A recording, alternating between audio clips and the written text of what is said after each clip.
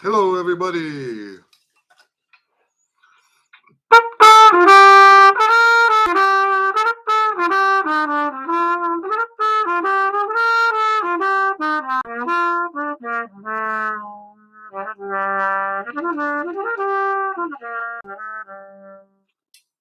All right. So we've got questions. Hello, Sean. Nice to see you. Two of these questions are from Sean. Let me look. Oh, I can't do that, can I? Hello, Gabriel. Nice to see you. Let me look real quick. I think I can access these links. I forgot which pieces I put as the listening. I want to start each time talking about the listening. Okay. So let me open this up real quick. I got distracted because we've got issues right now. Got some stuff on the website that's going to take a lot of work. All the websites went down at one time. It is a hack job. Okay, so the trumpet listening is a video. Hello, Karen. Yes, the websites are all down. They've been down for a few days now, and they've been hacked. I do not believe that they got hacked. I think they got hacked from the server side, not our side. That's what I would like to believe. And it's the server sent us a bunch of stuff that needs to be fixed. 24 pages of things that need to be fixed. Anyway, so the first listening is this La Petite Band doing the Bach Brandenburg, and he's doing it on a natural trumpet. So I like sharing those with you because here's someone playing a very hard piece with no valves. Okay, so that's the first thing I wanted you to see. And then this other one, the other listening is, this is the non-trumpet listening. Oh, it's because it's Christmas. In the Bleak Midwinter by the Tenebrae. I don't know if that's how you pronounce it. The Tenebrae Choir. Beautiful stuff. Beautiful stuff. All right. So, and let me know if you've heard them. Let me know if you've got any questions about that. So now let's get on with some questions. The first question that Sean asked was about heavy valve caps. How do they work? I think is the way he worded it. To understand how heavy caps work, you have to understand a little bit about the science of sound, and you have to understand what they call sympathetic vibration, right? And I'm getting most of this information from one source, and I'm not sure that I'm even interpreting it correctly. I'm just sharing with you the way I understand it, okay? Heavy valve caps. First of all, let's talk about what heavy valve caps are. They are extra weighted caps that go down here on the bottom, and there are also some that you can have heavy up here. There's some of these that are so big that they hang down like this from the horn, right? And I'm going to tell you that there's little difference between the heavy caps and the heavy mouthpiece. The science behind it is the same science. So let's talk a little bit about sympathetic vibrations, okay? If you play your trumpet near a piano, if you hit notes that are in tune with the strings will start to vibrate. The vibration from your trumpet goes to the string, and if it's the right frequency, it'll vibrate the string. Okay? That's important to understand. It happens all the time. You know, when they show someone singing and it breaks a glass, they sing a real high note and it breaks the glass. What they're demonstrating there is sympathetic vibration. Now, why are we talking about that? Because the trumpet has two separate resonances. The trumpet has the resonance of the metal. So if I take my mouthpiece and just lightly tap, right? The instrument is resonating. The vibrations are going through there. I can actually feel the vibration in my other hand. Okay? There are frequencies in the actual metal of the instrument. There are,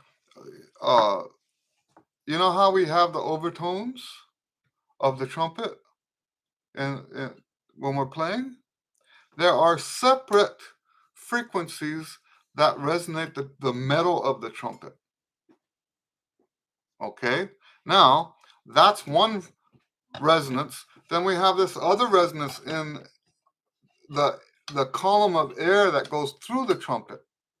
Two separate resonances. Two separate resonances. Okay?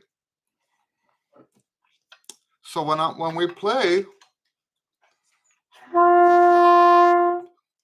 the instrument is resonating at that frequency. We can change the frequency by changing our lips.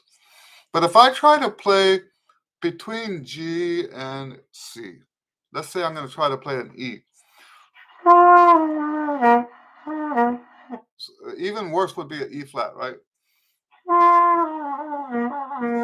The horn rejects it. Why is it rejecting it? Because it won't resonate at that frequency. There are certain frequencies that resonate and other frequencies that do not resonate. Okay? So we play the trumpet at the resonant frequency, and the metal of the trumpet resonates sympathetically. The vibration of the air now vibrates the trumpet. You can actually feel it. Well, not on that note. I can feel it in my left hand. For some reason, I'm not feeling it here.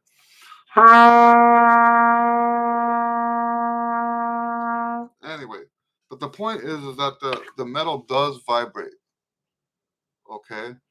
The metal does vibrate. It vibrates sympathetically to the column of air. I hope I haven't lost you guys already. Right? Okay?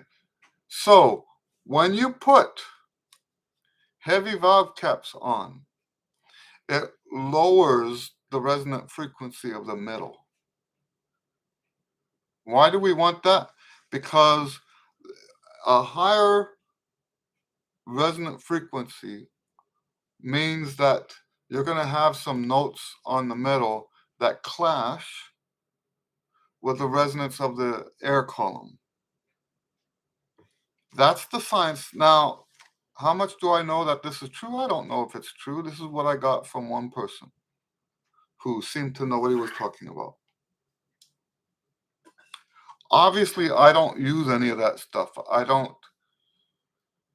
have a tendency to avoid those kind of things. I'm not saying that they're gimmicks. There's too many people that use these things and to their advantage. Okay. The problem I have with stuff like that is that it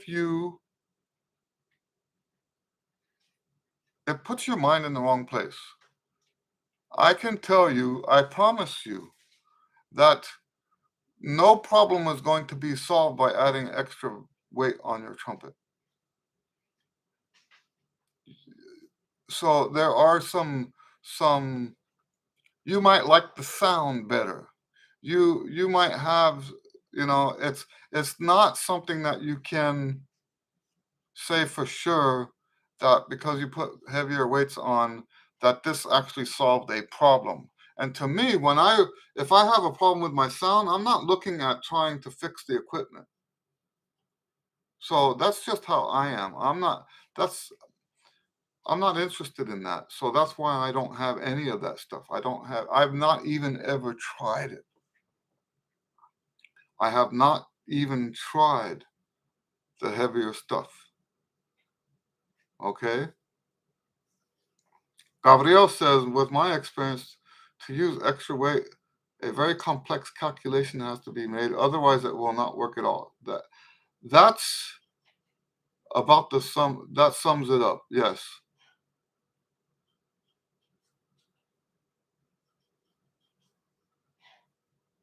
So Sean says he just saw one of my listening videos of Brandon Ridenour, who had some heavy caps. Yes. So I'm not saying it's a bad thing. You know what I do want to caution people against is doing stuff because other people did it.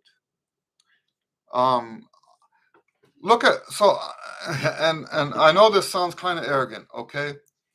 The way I approached the heavy caps, because this came out like 30 years ago. The heavy cap thing came out 30 years ago. When I saw that other people were doing it, I did the thinking, I did the research, I wanted to know. So I'm not dismissing it. I'm not dismissing it at all. I'm actually interested in it in terms of information. I'm not interested in it in terms of, hey, maybe I'll do this and it'll make me a better player. I'm not interested in that. Never have been, for that kind of stuff.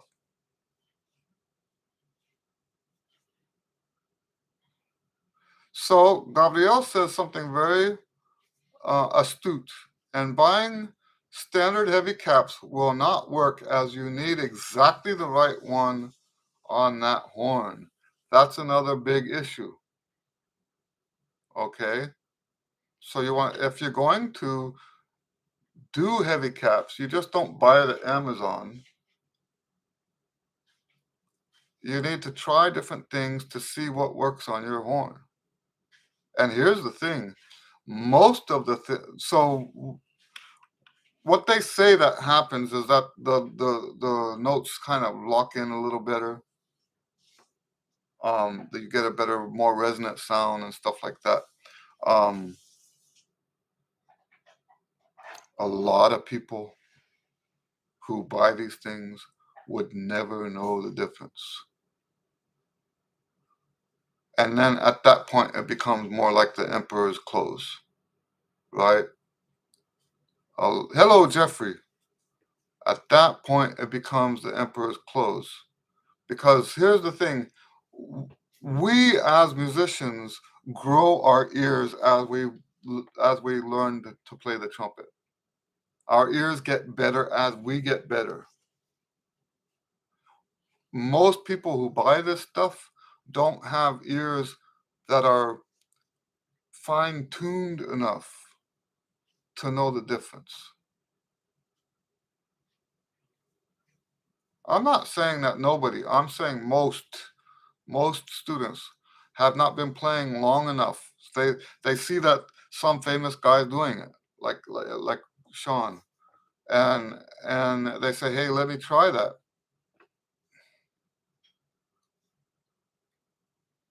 And there's no way to separate out, so that they're gonna have to go by feel because they can't hear it. And the feel, you know what, is going to feel different. So yeah.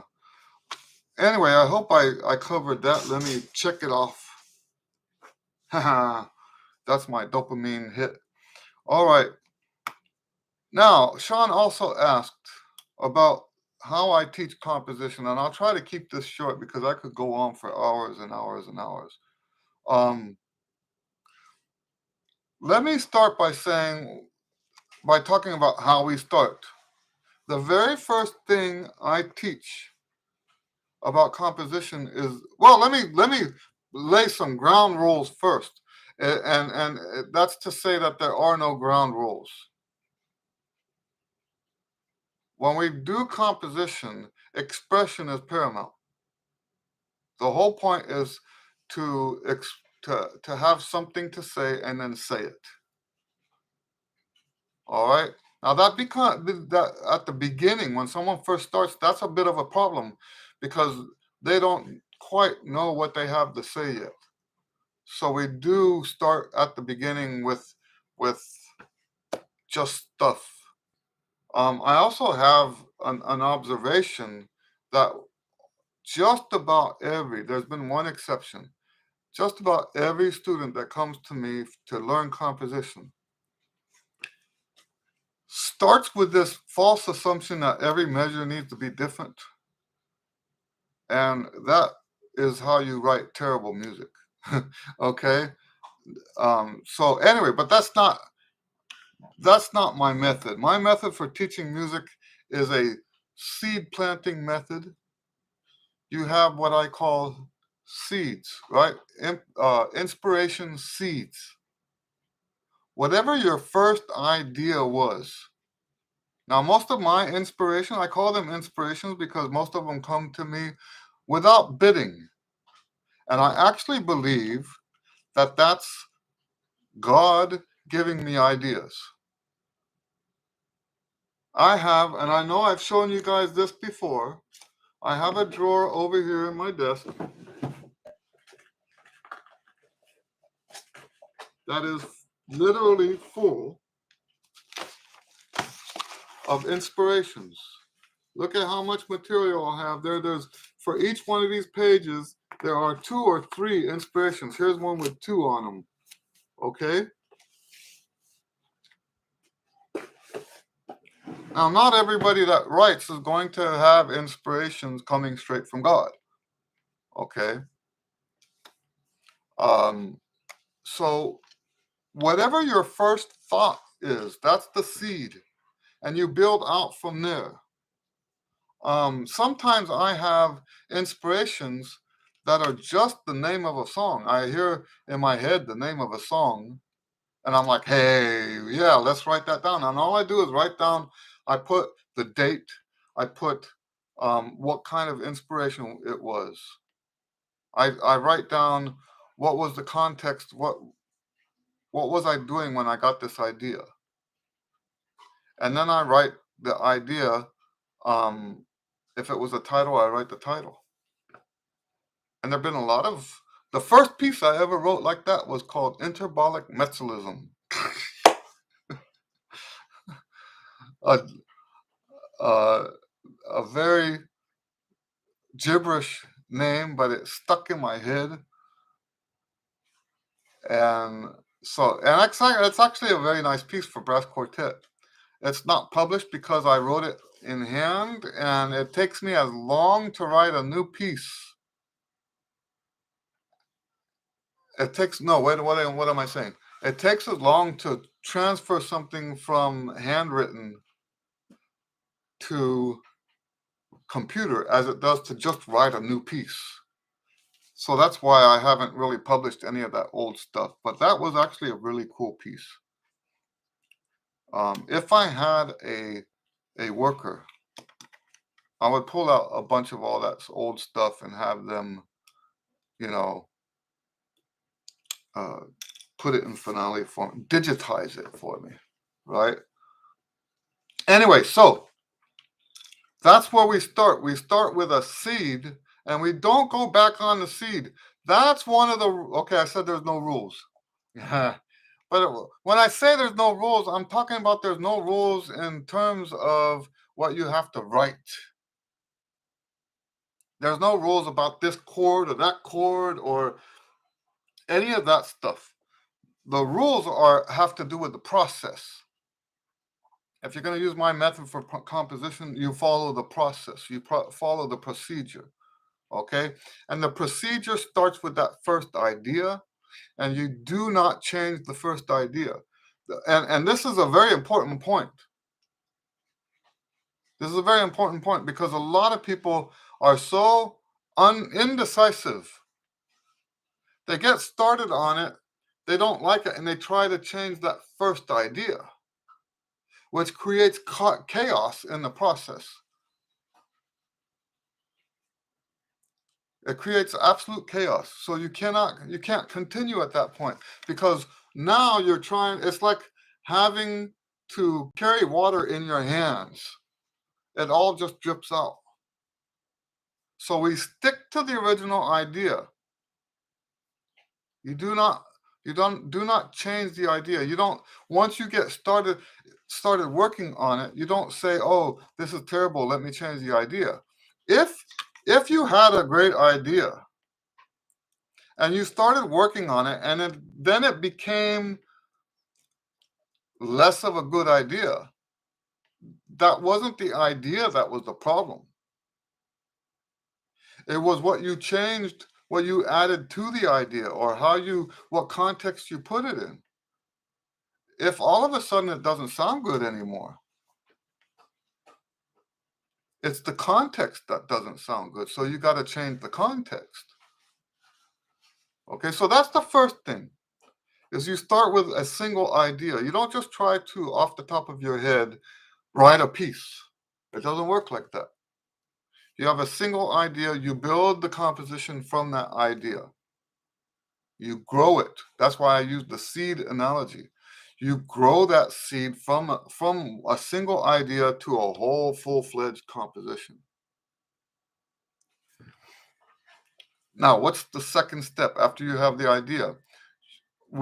All music has certain properties. You have melody, harmony, rhythm, there's accompaniments, stuff like that. After you have your first idea established, you add one of those things to your idea. You add one. Sometimes I don't add the harmonies until after the whole thing is finished. I'll write a whole trumpet piece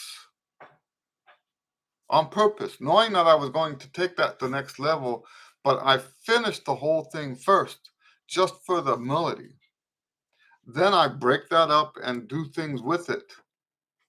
But you see, by starting with that one idea and working horizontally, coming up with another complementary idea or a contrasting idea, then I take those two ideas and I ask myself, how am I going to get from this idea to that idea? That's where the craft comes in. There is a craft element to composition. It's not all just ideas. And in fact, when I say, so like, let's say you have a melody as a 90% of the inspirations are melodies. Sometimes I have an inspiration that's a bass line, and I'm like, hey, that's a real cool bass line. Let's see what we can write for that bass line. But that's kind of rare. Also, what's rare is a rhythm, but it does happen. Another thing that's rare is a sequence of harmonies. It happens, but it's more rare. And all of those tend to be more intellectual and less natural, right? So let's say hypothetically you have a melody and now you want to figure out what the harmony for that melody is. That takes craft. There is a little bit of inspiration that happens in that process, but for the most part, 99% of it is going to be craft, something you have to work at. The original idea comes freely, right? It pops into your head. It's like, yes, that's a great idea. Let's move with it. And what I do is I keep all these. I don't ever have writer block. They talk about writer's block. I don't have writer's block because I keep a whole drawer of ideas. And I keep adding to them, which means I'll probably never finish all of them, obviously, because I keep adding more. And now I've got a whole stack of them. In fact, when I first started doing this, I took 20 years of these ideas and basically put them in a box and just put them in the garage because there's no way I can get to all of them. And I think my current ideas are more mature. So, but yes, so let's go back to this. We want to find the harmony for that melody. You have to try different combinations of chords until you find what works. And the way I do that is I put the melody on one staff and then I put a piano staff right beneath it, and I put actually the chords to hear how they go with the melody. If I was doing it on piano, I would play the melody note and then the chord underneath it. And I'm not telling you you have to do it this way. I just told you that it doesn't matter which element you go with next. It doesn't have to be the chords that you figure out next. It might be a counterpoint that you do next. It doesn't matter. It's the same process. You try stuff that fits with your first idea, and you keep trying stuff until you find something that works with that idea. And how do you know it works? If it sounds good to you, it is good. That's how it works. If let's say you have a melody and you find some chords to go with that melody, and those chords sound good to you, it doesn't matter what anybody else thinks. It sounds good to you. Those are the chords. And what I said about the original idea, that you don't ever go back on the original idea, the same is true once you find those chords, or once you find the counterpoint, or once you find a bass line to go with it. You don't go back on that. Once you say, yes, this sounds good to me, leave it alone. If you add another element to it that makes it sound bad, it's the new element that doesn't work. It's not the old idea that didn't work. It's the new idea that didn't work. Like I said, same thing as what I said about the original idea. If you change the original idea, you create a chaos that makes it extremely difficult to write. The same thing is true for the second idea. The second attribute that you add to the music. Once you have that second attribute in place, you do not go back on it, because it will introduce chaos that will make it impossible to finish the piece. And then you just keep adding elements. If you found the harmonies, now you need to find a bass line or an accompaniment. So just because you found chords that go with it doesn't mean you've got an accompaniment. You have to find a way to use those chords. That's the next element. But if you have this is where I think my process works better than most of what I've seen people do. If you have this idea that once you find what works, you leave that alone. If you have that process, it just makes writing a lot easier. It makes it work a lot faster. Okay? All right. I hope that answers your question. Now, what I don't do is dictate to the students what order that has to happen in.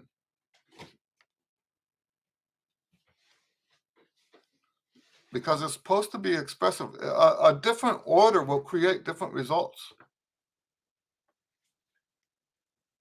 for example, I like to, if depending on where I think I'm going with it, I like to, after I have the melody, I like to write a bass line next, and then I figure out what the harmony is.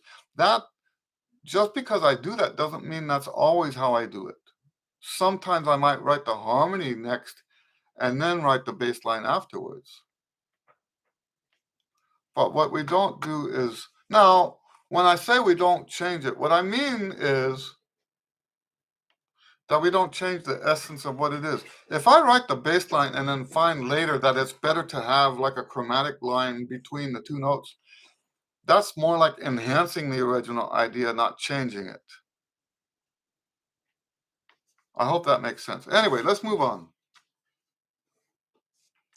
Karen says, can comeback players surpass their old level? I don't have, let me look, I'll try to read what she said. It's one of the best questions we've gotten in a long time.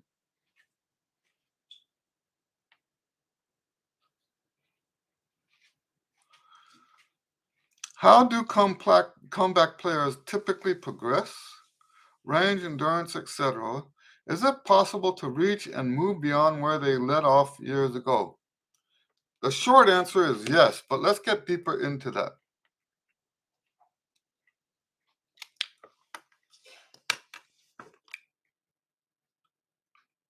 You know,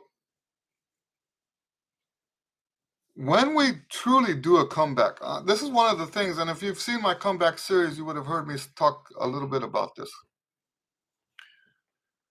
If we can get over the whole reliving your glory years and actually live new glory years, right? The glory days, right? I talked about glory days in that comeback series. There's so much potential there, not just in the chops, but in every single way. What I believe that what holds us back as comeback players is getting stuck on how we used to play. We get stuck there because if that's what we're trying to do. Now, the way I see this, right, is that, okay, yes, I understand that a lot of people, the whole reason why they're playing again, the reason why they're doing a comeback is because they had that joy of playing music and they want to recapture that joy. The problem is it's so much more difficult to recapture that joy looking back. You weren't looking back when you were doing it the first time. So if you truly want to recreate those glory days, you create new glory days. You don't try to grab what was back there. You move forward and have new glory days.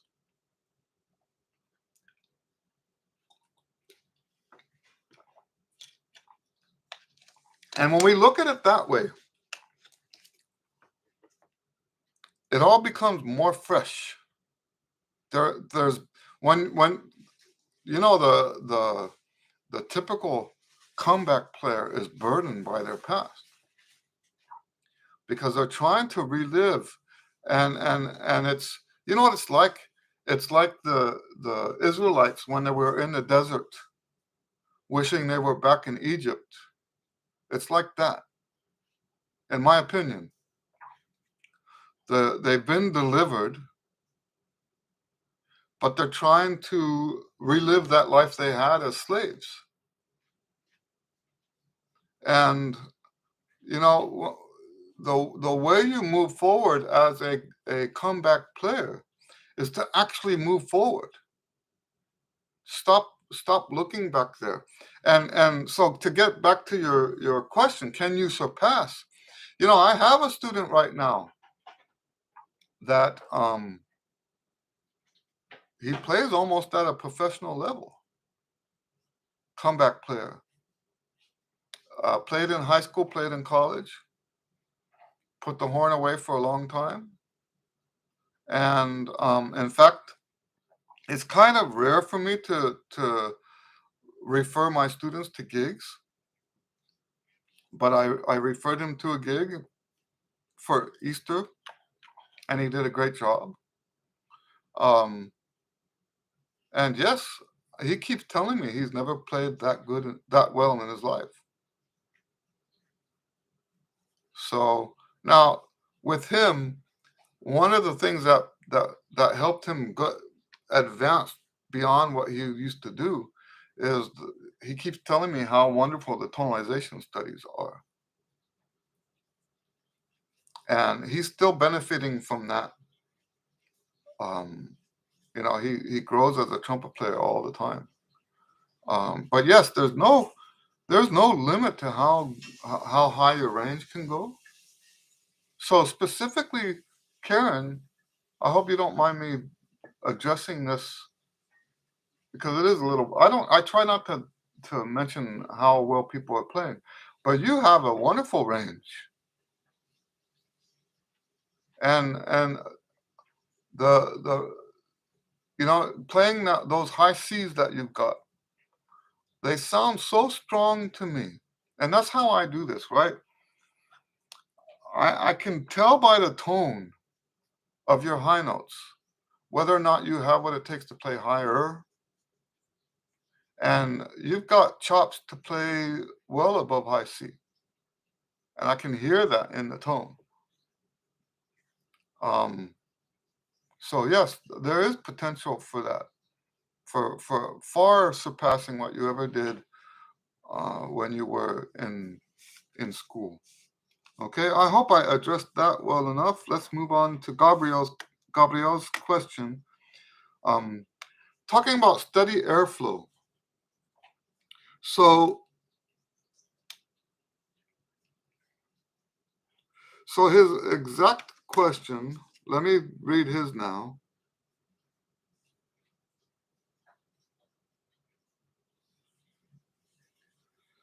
Hello, Eddie. Do you have any more advice on how to get better airflow?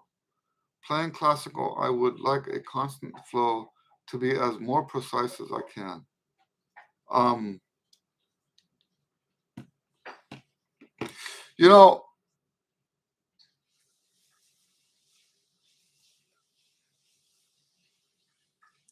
I think when we first start working on the airflow thing,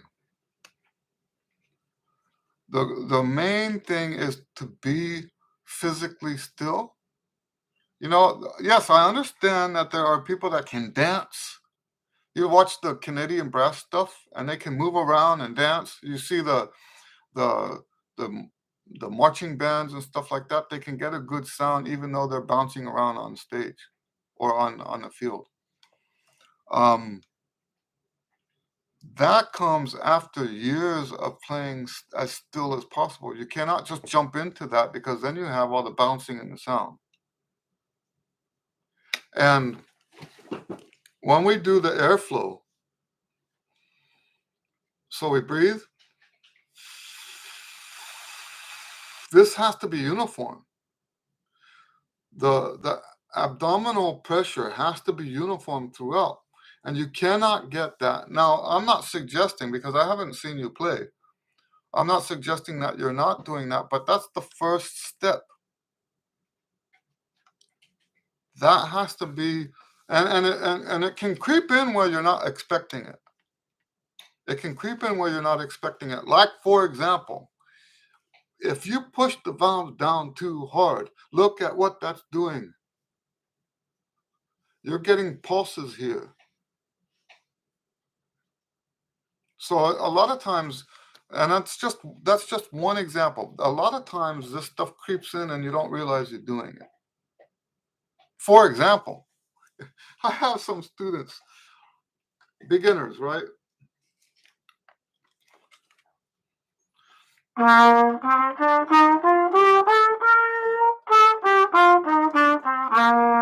have to bob their head every time they play.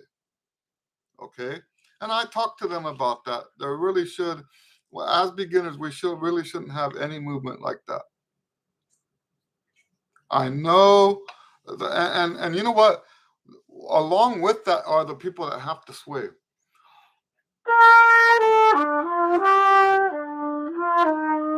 That's not going to help you be more consistent with the airflow. What we want to do is have absolute uniformity in the pressure that as you're going down. So you don't pound the hand, anything like that.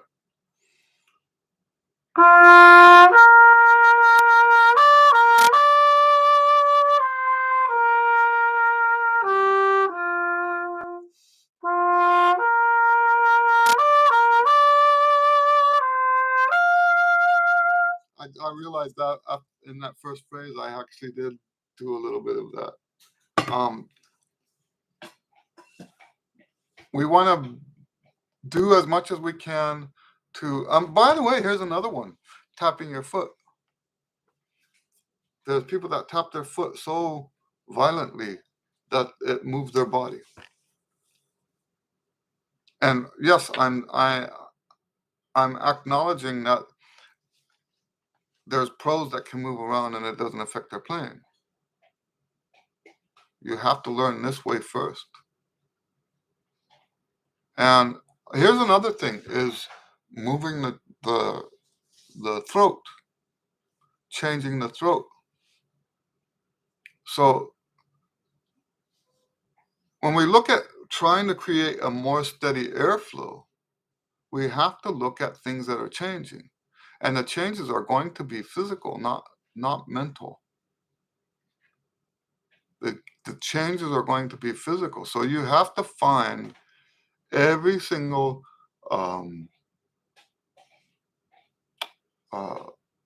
influence on your body that might be causing you to move a little bit and get rid of it.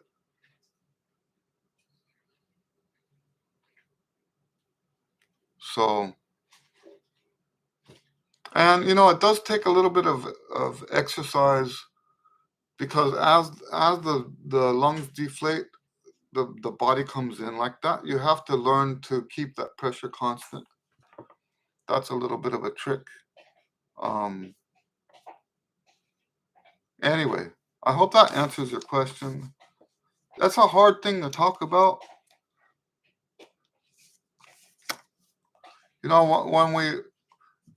When we talk about classical music, uniformity is key. We don't want it's almost the opposite of jazz, because if you have absolute uniformity in jazz, it sounds terrible. In classical, so we don't want, like if I have a scale going up,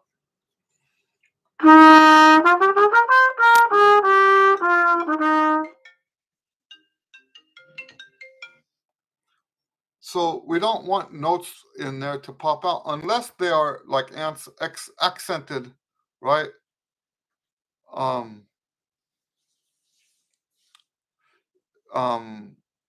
We don't want any accented, what am I saying? We have to have accent to communicate meter. But what we don't want is a lack of control. And I'm going to try to imitate this. So that was already off. I don't know how much of that you can hear on this speaker. And you know what? When someone says you sound like a jazz player in a classical context, they are talking about this lack of uniformity. You have to have the same sound on every note, the same articulation when it's appropriate to be the same. There's that uniformity, and so when we're playing jazz, we let loose that standard. We don't want to be as uniform. So Karen says, was that all slurred? No, I actually tongued all that. So if you have trouble slurring cleanly, a lot of times that can have to do with the valves, right?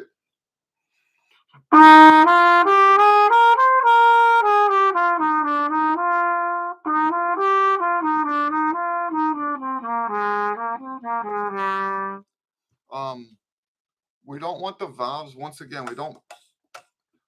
There is a school of thought that says that for your fingers, you slam the valve down. That's an educational technique. That's a practice technique. Oh, you're talking about the intervals. Okay, that's Karen says I'm talking about jumping, skipping notes between. Um, that's a different issue, right? And that's mostly ear. If you, they say if you can hear it, you can play it. There's some people that I've heard recently that get upset because someone told them the opposite of that, that you have to be able to play it. I mean, be able to sing it before you can play it. That's not true. Okay. The if you can sing it, you can play it. That's what the saying should be. But yes, so if we're talking about like that, um, that's a hearing thing. I don't think that's nearly as physical as it is hearing. So you want to hear that clean sound in your head, and the body will just follow suit. That doesn't mean we don't try. So when you're doing the in the routine, when you're doing the slurs, the lip slurs, um, that's when we try that, when we work on that. And everybody, let me tell you this, everybody struggles with that. And it's mostly because they're not hearing it. Gabriel says, I had a good result on interval making a lot of tonalization etudes. Yeah, so when you say making, did you write your own?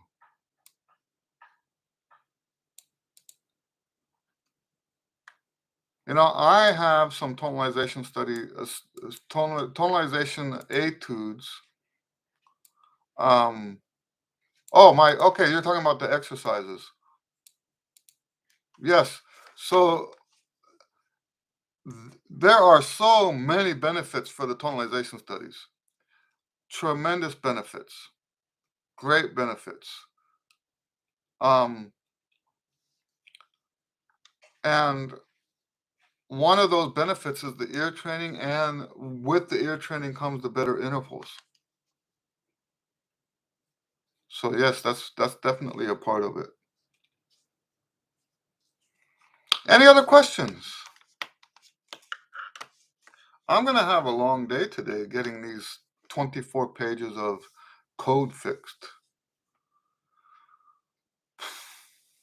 I think there's about 50 on each page.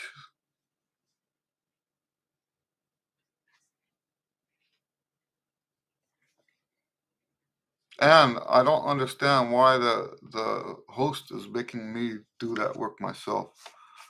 I'm absolutely certain that it wasn't us. I think they got hacked, not us. Any other questions?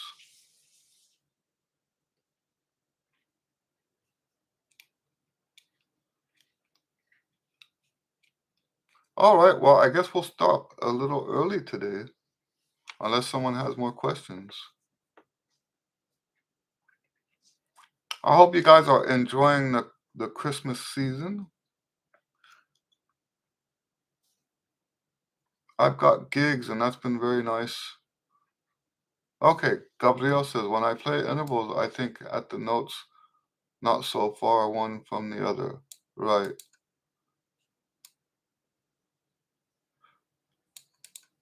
Yeah, so when you think of it in terms of hearing, the intervals are not they're not so bad, right? There's no such thing as a distant interval because you're playing what you hear. It's almost like playing piano. Bing, bing, bing, bing.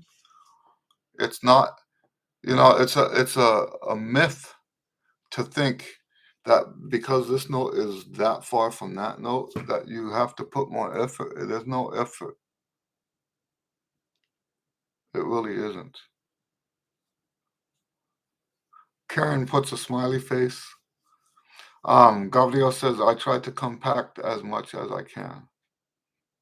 Yeah, you know what? You know how in the Matrix they said that there is no spoon?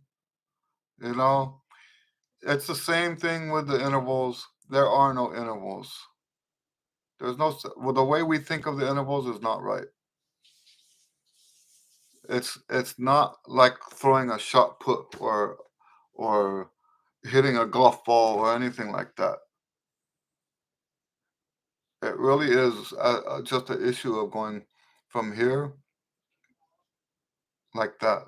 I'm not saying that's all there is to it, but that's how easy it is, what I'm saying. So anyway, well, very good. It's always nice to hang out with you guys. Um, I guess we'll call it quits for now. And I don't know about next week yet. We'll see. I'll let you guys know in WhatsApp, and if we're gonna do it next week or not. Anyway, God bless you guys. I hope you have a great weekend, and we'll see you next time. Thank you very much.